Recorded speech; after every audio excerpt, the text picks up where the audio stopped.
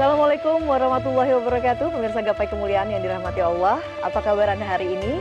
Semoga Anda senantiasa sehat dan selalu berada dalam lindungan Allah Subhanahu wa taala. Amin ya rabbal alamin. Alhamdulillah, senang sekali hari ini saya Fayunizar kembali hadir menjumpai Anda dalam program kesayangan kita, Gapai Kemuliaan. Selama 45 menit ke depan, insya Allah kita akan membahas hikmah-hikmah dari kitab ulama besar Ibnu Athaillah As-Sakandari. Dan seperti biasa, saya tentunya tidak sendiri. Hari ini sudah hadir bersama saya di studio ada gurunda kita semua, Kiai Haji Muhammad Faiz. Assalamualaikum Kiai. Waalaikumsalam warahmatullahi wabarakatuh. Kiai, bagaimana kabarnya? Alhamdulillah baik, sehat. Alhamdulillahirabbil alamin. Nah pemirsa, kami harap tentunya Anda juga selalu sehat, dan bagi Anda yang memiliki pertanyaan silahkan Anda bisa kirimkan pertanyaan Anda berupa video melalui nomor WhatsApp yang tertera di layar kaca. Baiklah, untuk pembahasan kita yang pertama saya langsung bertanya saja Kiai. Bagaimana kemudian dosa ini bisa menjadi jalan untuk menuju Allah, Kiai? Yang pertama Mbak Eva ya, yang harus kita pahami ketika membaca kitab seperti Hikam Ibnu Athaillah As-Sakandari, itu kita harus memiliki gambaran tentang apa yang diinginkan dari pelajaran yang ditulis oleh Ibnu Athaillah di dalam hikamnya. Dulu waktu saya ngaji hikam, guru saya itu selalu menekankan bahwa tujuan utama dan pertama dari mengaji hikam itu adalah kebersihan hati. Hati kita itu harus bersih, mengerti betul penghambaan kepada Allah. Seorang hamba itu kan tidak akan pernah merasa memiliki apa yang dia miliki. Bahwa yang dia miliki itu sejatinya adalah milik daripada Allah Subhanahu wa ta'ala. Kemudian yang kedua, apa yang dia usahakan, yang dia kerjakan itu sejatinya milik Allah. Kalau saya misalnya menjadi seorang hamba dari manusia, maka saya bekerja pada orang tersebut. Ketika saya bekerja pada orang tersebut, katakan saya sukses, misalnya mengelola satu perusahaan. Tetapi kesuksesan saya itu sejatinya karena perusahaan itu dimiliki oleh atasan saya. Saya gunakan mobil untuk bekerja misalnya, saya gunakan komputer misalnya untuk menunjang pekerjaan saya, sejatinya kan itu milik atasan saya, milik pemilik perusahaan ini. Seandainya tidak ada nama perusahaan tersebut, tidak ada sarana dan prasarana yang disiapkan untuk saya, maka saya kan juga tidak bisa menjadi sukses dalam mengelola perusahaan. Ini gambaran besar kesejatian yang diajarkan oleh Ibnu Athaillah As-Sakandari. Penghambaan itu mutlak kepada Allah, yang dituju itu Allah. Kita tidak memiliki hak apapun atas Allah Subhanahu wa ta'ala. Maka ketika Mbak Eva mempertanyakan apa benar dosa itu bisa menghantarkan kita kepada Allah, maka kalau saya boleh bercerita lebih panjang dari itu ketika menjawab persoalan seperti ini, maka kita harus ingat betul Allah itu adalah yang maha sempurna. Saya sering menyampaikan juga di Gapai Kemuliaan, sejatinya baik dan buruk itu tidak ada. Kalau kita ngelihat misalnya emas itu baik, karena bentuknya seperti itu, cincin kita, batu itu ya tidak ada menarik-menarik karena bentuknya seperti itu sejatinya kesempurnaan Allah kan. Seandainya batu itu Mbak Eva, diciptakan oleh Allah kayak berlian, kita nggak bisa gunakan mobil kan, karena aspal jalanan itu harus ada fondasinya. Kalau batu semuanya kayak berlian, kan tidak mungkin kita akan mengaspal jalan dengan fondasi terbuat dari batu. Maka biarlah batu menjadi batu, berlian menjadi berlian. Disitulah kesempurnaan Allah ketika menciptakan segala sesuatu. Maka ketika mengaji hikam, ini harus paham filosofinya. Misalnya Mbak Eva, saya beberapa hari yang lalu itu jalan di jalur Pantura dari lepas kota Probolinggo sampai ke arah Panarukan di Banyuwangi. Maka saat saya berjalan di atas jalanan itu, saya ingat dengan Gubernur Jenderal Belanda kan, Herman Willem Daendels itu, yang kemudian membuat jalan raya pos yang terkenal dengan jalan raya Daendels. Ketika saya berjalan di jalan itu, saya kemudian terkenang dengan Gubernur VOC ini. Betapa hebat idenya. membangun infrastruktur. Artinya, seandainya Dendels tidak membuat jalan itu, mungkin kita nggak kepikiran kan, ada jalan yang harus memanjang untuk pemerataan pembangunan, untuk mudahnya transportasi, seperti yang kita rasakan hari ini kan diilhami oleh orang-orang sebelum kita. Maka saya mengatakan, sebagai sebuah ide yang dilakukan Dendels pada Jalan Raya Pos, itu luar biasa. Tanpa saya harus melupakan nih luka sosial, derita panjang anak bangsa kita yang kena aturan kerja paksa tanpa upah, tanpa pri kemanusiaan. Tetapi pada Jalan Raya Dendels kita selalu melihat ada sisi baik dan ada sisi buruknya. Sisi baiknya adalah ide membangun sarana transportasi yang memudahkan pergerakan apapun, sementara aspek negatifnya adalah kekejaman Dendels kepada bangsa Indonesia. Maka kalau kita balik nih ke temanya nih, temanya apa? Temanya adalah benarkah dosa bisa menghantarkan kita kepada siapa? Allah. Ini Ibnu Athaillah indah banget. Beliau mengatakan begini, maksiat saya kepada Allah, ya, apapun bentuknya, aurathat, tapi maksiat ini mewariskan kepada saya. Mewariskan apa? Zulan, rasa hina, waftiqaran, rasa fakir, butuh kepada Allah. Itu lebih bagus, kata beliau, daripada ta'atun, ketaatan yang saya lakukan kepada Allah, tapi melahirkan kesombongan. Ini lihat Mbak Eva. Kalau ada orang mengerjakan kebaikan, kemudian seolah-olah memiliki hak tagih kepada Allah, maka seolah-olah orang itu dalam bahasa Al-Quran, yamununa alaika an aslamu. Dulu ada orang datang ke Rasulullah, kemudian mengaku-ngaku, Nabi, alhamdulillah loh, saya jadi pengikut Nabi. Kalau saya tidak masuk Islam, maka Nabi kan tidak punya kuasa nih. Artinya kalau partai di politik, maka jadi partai kecil. Maka seolah-olah keislaman dia, ingin dia tagihkan kepada Rasulullah. Maka dibalas oleh Allah, enggak. Balillahu yamunnu alaikum. Sebetulnya kamu masuk Islam itu kan hidayahnya dari Allah. Nah, oleh karena itu, Ibnu Athaillah sedang berbicara persoalan hati manusia. Kalau ada orang melakukan ibadah tetapi melahirkan kesombongan, ini bukan kesombongan di depan orang, tapi kesombongan hati kepada Allah.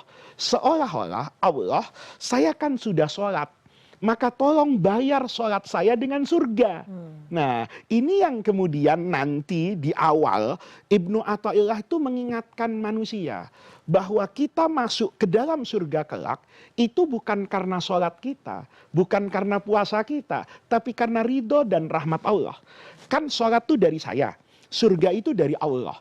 Kan saya tidak mungkin Mbak Eva membandingkan apa yang saya persembahkan kepada Allah dengan apa yang Allah berikan kepada saya. Ini bukan transaksi jual beli. Sate 10 tusuk dibayar 100.000. Enggak. Karena saya membayar surga itu sejatinya dengan harga yang jauh lebih murah. Karena apa? Saya betul sholat. Tapi saya kan sholatnya di buminya Allah. Saya bernapas itu karena iradatullah gitu loh. Saya ini lahir ke dunia itu juga karena Allah. Nah, maka yang seperti ini itu sangat berbahaya. Kalau kemudian ketaatan kita itu menimbulkan kesombongan, memastikan bahwa saya masuk surga, memastikan bahwa saya ini adalah baik dan sebagainya, dalam artian kesombongan diri. Sebaliknya nih, kemaksiatan yang menghancurkan hati, ini penting sekali. Fudail bin Iyad itu yang dikatakan Abidul Haramain, orang yang rajin ibadah di dua tanah suci, itu dulu kata guru saya, di masa lalunya itu bukan orang baik. Gitu loh. Hingga ini tentu versinya banyak, para pemirsa silahkan baca sendiri. Tapi yang menarik dari uraian guru saya, Fudail itu konon kabarnya itu adalah perampok. Hingga satu hari di pasar itu, Fudail itu mendengar bisikan para pedagang. Jadi pedagang itu berkata kepada temannya, ayo kita sudah berhenti dulu belanjanya, cepat pulang. Kenapa? Karena ini matahari masih terang. Jangan sampai nanti kita kemalaman di jalan. Temannya nanya, kenapa kalau kemalaman di jalan? Kata dia, kalau kemalaman di jalan nanti ada Fudail. dia udah bangun nih, akan merampok kita. Maka dalam hatinya Fudail, itu bukan sekedar maksiat. Bukan sekedar orang berdosa, tapi ada penyesalan. Kata Fudail, sejahat itukah saya? Bahkan lebih dari itu tuh Mbak Eva. Begitu dia selesai dapat mendengar, curi dengar dari itu, dia melihat seorang anak kecil yang disuapi oleh ibunya. Anak kecil kan susah makan. Maka ibu kan biasa ngancem-ngancem. Mbak Eva juga kayaknya waktu nyuapin anaknya itu, nak kalau kamu nggak mau begini, pasti ada Iya, ancaman. ancaman. Itu Ada diancam. sanksinya. Kamu kalau nggak makan ini, kamu saya kasih Fudail loh. Iya. Anaknya langsung takut, langsung makan. Kata Fudail, sejahat itukah saya? Bahkan seorang anak kecil itu takut kepada saya. Nah, dari kejadian ini semua, akumulasinya, Fudail itu merasakan kehancuran di dalam hatinya. Ya Allah, sejahat itukah saya menjadi manusia? Kalau saya sejahat itu, ya Allah, apa yang akan saya hadapi kelak di akhirat? Nah, maksiat yang mengantarkan dia untuk kemudian bertaubat ini, itu jauh lebih bagus daripada kemudian melakukan ketaatan yang melahirkan kesombongan dalam diri kita. Itu maksudnya, bukan berarti kemudian Mbak Eva, oh kalau gitu kita banyak-banyak dosa. Nah, itu dia pertanyaan selanjutnya, Iya Kiai. kan? Apakah itu artinya kita boleh berbuat dosa kalau nanti ujungnya kita akan sadar, Iya. Kiai ya? Tapi Iya. kita akan break dulu ya, Kiai. Baik. Kita akan lanjutkan Baik. setelah jeda berikut ini. Baik. Jangan kemana-mana, Gapai Kemuliaan akan segera kembali sesaat lagi.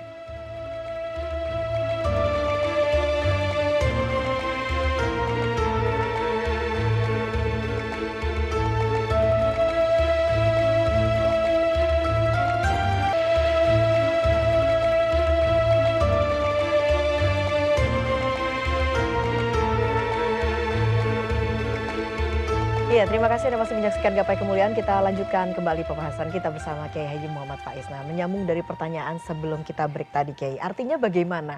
Bolehkah kemudian kita berbuat dosa Ya. kalau memang nanti, tapi kita kan tidak tahu ya, Kiai, nanti ya. ujungnya kita sadar atau tidak? Jadi itu yang paling penting dulu, ya. Jadi hikmah seperti ini itu bukan mendorong orang untuk berbuat dosa, karena kita tidak pernah tahu Mbak Eva, ujungnya di mana nih. Maksiat itu semakin mendorong kita kepada maksiat yang lain, atau maksiat itu menjadi titik balik kita. Iya. Makanya Allah itu menguji manusia, tapi manusia nggak boleh nguji Allah. Nih kan, kalau Maksudnya kita, bagaimana itu, iya, Kiai? Iya. maksudnya gini Mbak Eva. Misalnya saya ngomong begini, takdir itu di tangan Allah. Hidup mati kita di tangan Allah. Tapi kan tidak boleh Mbak Eva, kemudian saya loncat di atas gunung ke jurang. Saya bilang, kalau memang umur itu di tangan Allah, coba kamu loncat. Kalau tidak mati, kan berarti lah. Ini tidak boleh. Allah yang boleh menguji saya. Iya. Tapi saya tidak boleh menguji Allah. Oleh karena itu, yang ada di dalam hikmah itu bukan mendorong orang untuk berbuat dosa. Tetapi menumbuhkan kesadaran bahwa dari dosa itu dia tidak berarti ditutup pintu surganya. Dia punya kesempatan untuk memasuki surga. Dari mana logika ini? Yang pertama dari hadis. Allah itu di dalam hadis, kata guru saya, itu berfirman. Allah itu di hadapan malaikatnya. Kata Allah, saya ini sangat ridho dengan orang yang berbuat dosa. Saat dia berbuat dosa, dia ingat sama saya. Maka kemudian dia beristighfar, minta ampun kepada saya. Orang ini nih, walaupun dia berdosa, tapi dia ingat kalau dia punya saya dan saya akan mengampuni dosa. Itu kan menunjukkan penghambaan dan kebutuhan dia kepada Allah. Nah, oleh karena itu, ini buat orang yang sudah terjerumus di dalam dosa. Jangan pernah berputus asa dari Allah. Maka yang dibutuhkan adalah hancurnya perasaanmu. Di hadapan Allah, bagaimana mungkin ya Allah saya bernapas dari udaramu. Nikmat yang engkau berikan itu tiada tara, saya tidak bisa berhitung. Tetapi ketika saya merasakan begitu banyak nikmat dari engkau, saya kok bisa-bisanya ya Allah ya bermaksiat kepada engkau. Saya dikasih uang, mestinya uang itu dibenar-gunakan. Saya salah gunakan untuk membeli narkoba, merusak generasi bangsa. Nah, ketika seperti ini kemudian tumbuh kesadaran, betapa bejatnya saya, betapa hancurnya saya kalau seperti ini ya Allah. Maka kesadaran untuk balik ini loh Mbak Eva, yang dikatakan oleh Ibnu Athaillah sebagai sesuatu yang mendekatkan dia kepada rahmat Allah. Kenapa? Rahmat Allah itu selalu dekat dengan orang yang membutuhkan kepada Allah. Rahmat Allah itu dekat misalnya dengan orang yang dizalimi, dengan orang yang betul-betul fakir.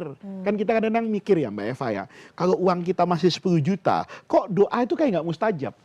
Tapi ketika kita ada pada keadaan yang betul-betul kita tersudutkan oleh himpitan ekonomi, kadang-kadang rezeki itu datang tanpa kita duga-duga. Nah, karena Allah itu akan selalu bersama dengan itu. Oleh karena itu para pemirsa, maksiat yang dikerjakan oleh seseorang, tetapi maksiat ini kemudian menghancurkan perasaannya sebagai manusia di hadapan Allah, itu memiliki keistimewaan yang luar biasa. Saya dulu diceritakan oleh guru saya. Jadi guru saya ini punya kakek guru. Ini ceritanya udah lama banget di Syria. Namanya Syekh Badruddin Al-Hasani. Jadi guru saya berguru kepada guru, guru ini berguru kepada Syekh Badruddin Al-Hasani. Ada satu kejadian yang direkam pada manakib Syekh Badruddin Al-Hasani di Syria. Di hari raya Idul Fitri, dia pernah memerintahkan muridnya untuk datang ke komplek pelacuran. Memberi hadiah lebaran kepada para pelacur dan meminta pelacur itu mendoakan Syekh Badruddin Al-Hasani. Ini cerita tasawuf jangan dipotong-potong ya. Nanti orang pahamnya salah. Iya. Nah, maka muridnya ini murid yang betul-betul murid. Jadi kalau orang tuh kalau sudah berguru dengan guru yang sangat dia kagumi, baik aspek ilmi ataupun spiritual hati, dia pasti apa yang disampaikan gurunya dia lakukan. Maka murid ini bingung sebetulnya Mbak Eva. Kamu pergi ya ke tempat komplek pelacuran itu, sampaikan ini hadiah dari saya, hadiah lebaran kayak kue-kue, tapi sampaikan salam saya bahwa Syekh Badruddin Al-Hasani menitipkan doa untuk beliau dari kalian. Muridnya bingung. Lu kok minta doa sama maaf ya, pria wanita tunasus, kok bukan sama kiai, sama orang soleh. Muridnya berangkat nih. Begitu berangkat, Masya Allah, dia ragu-ragu juga masuk ke tempat seperti itu. Maka dia bertemu, dikumpulkan, ini ada hadiah, dari siapa?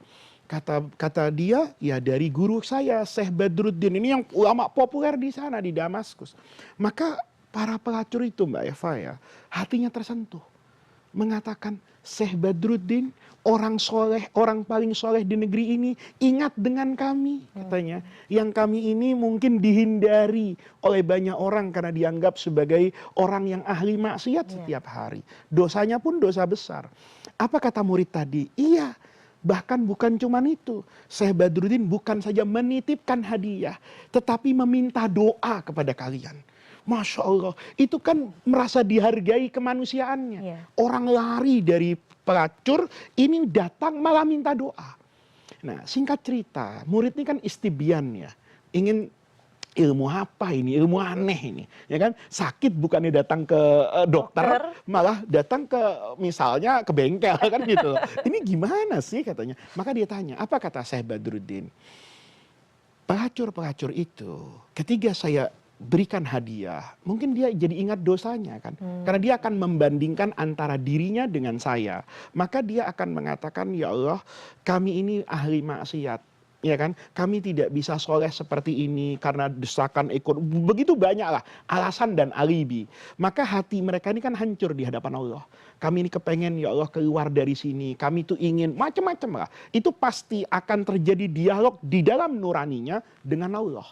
Maka kata Syekh Badruddin, orang yang hancur perasaannya kepada Allah, orang yang sangat membutuhkan Allah, orang yang mengatakan ya Allah, tidak ada yang bisa menyelamatkan kami ya Allah, kecuali Engkau ya Allah. Itu didengar doanya oleh Allah daripada orang seperti saya yang mengatakan, ya Allah, saya kan sudah sholat, saya kan sudah datang ke gapai kemuliaan, saya kan sudah mencerahkan. Nah, yang seperti ini Mbak Eva, apa yang terjadi? Kata guru saya, itu banyak sekali perempuan yang terjerumus kepada jurang maksiat, perzinaan. Itu pelan-pelan terangkat hidupnya. dan mereka memiliki optimisme untuk keluar. Betapa Syekh Badruddin itu tidak pernah menganggap mereka sekedar kotor, tetapi mereka tetap punya kesempatan untuk menjadi orang baik. Nah, kita lihat nih, pada konteks ini bukan berarti orang yang belum jadi pelacur jadi pelacur, tetapi orang yang sudah terkungkung di sana itu tetap punya kesempatan bahwa doa mereka itu sejatinya didengar oleh Allah. Tinggal percaya atau tidak percaya. Ketika dia hancur hatinya, merasa rendah diri dan rendah hati di hadapan Allah, itu akan lebih baik daripada ketaatan yang mendatangkan kesombongan. Baiklah, itu tadi ya Kiai, kita sudah bedah hikmah 68 ya Kiai ya, yang mengatakan betapa banyak ketaatan yang tampak tapi sebenarnya menjauhkanmu dari Allah, dan betapa banyak dosa yang justru mendekatkanmu kepadanya. Kita akan break dulu Kiai, kita akan lanjutkan dengan membahas hikmah ke-77 ya Kiai ya, yang bunyinya adalah siapa yang mengenal dirinya maka ia akan malu di hadapan Tuhannya. Nah, bagaimana ini mengenal diri kita ya Kiai ya. Kita akan bahas sesaat lagi, jangan kemana-mana, Gapai Kemuliaan akan segera kembali sesaat lagi.